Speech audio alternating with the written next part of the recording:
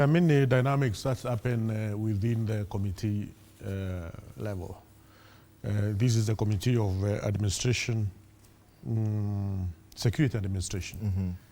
And there are many dynamics which I would not want to talk about those dynamics, the committee dynamics, especially the Parliament Committee dynamics. I would not want to go into the details of those dynamics at this moment, but they have their own recommendations that we need to reintroduce an amendment to Public Order Act instead of coming up with an entire bill, because also the bill was proposing the repeal of Public Order Act. And it is going to mention that Public Order Act is an act of Parliament of 1952. And it was meant to override or to step on the Africans by the colonial government then. So I don't think it's an act of Parliament which should be in force in today's Kenya.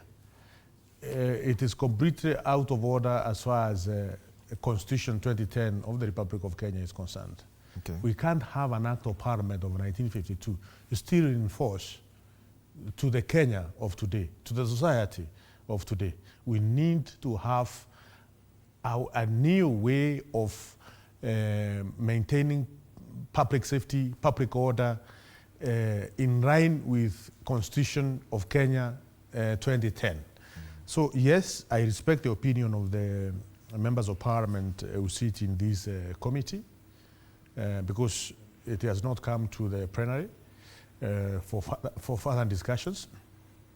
What the bill went through was the first reading, and the first reading is only the mention, then public participation.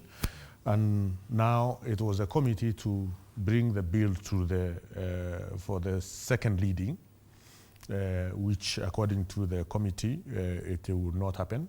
So I respect that, and of course, what do you have to dynamics. Say, what do you have to say about those, who say you wanted to limit, you were proposing to limit constitutional rights? I'm not proposing to limit any right.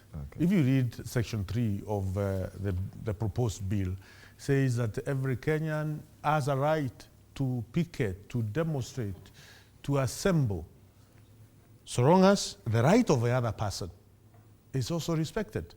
Because we can't have violent demonstration which are banning businesses around Rudhuri Avenue, around Kirinyaga Road, and many other towns. We can't have demonstrations which paralyze, the movement of the people, which paralyze the schools, which paralyze the public transport, which paralyze even those who are sick, cannot go to hospital. Article 37 of our Constitution gives us two conditions. One, even before it mentioned demonstration and picketing and presentation of public petition to authorities, it mentioned two conditions, peaceably and unarmed. Is that correct? So it is the work of the National Assembly of the Parliament of the Republic of Kenya to put into effect the articles of the Constitution. The articles of the Constitution are put into effect through acts of Parliament. So the letter and intent of our Constitution must be seen to be done, must be seen to be rife, peaceably and unarmed. Those are not just ones which are put there with no meaning. Those are serious ones with serious meaning and which need to be observed.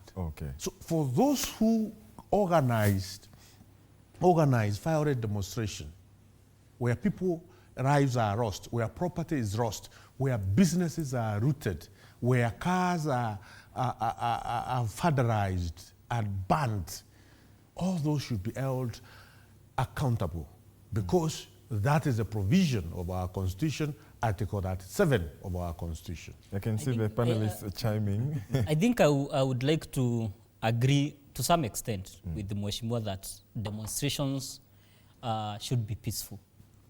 But on the other hand, they are a freedom to the people because their rights and their freedom should be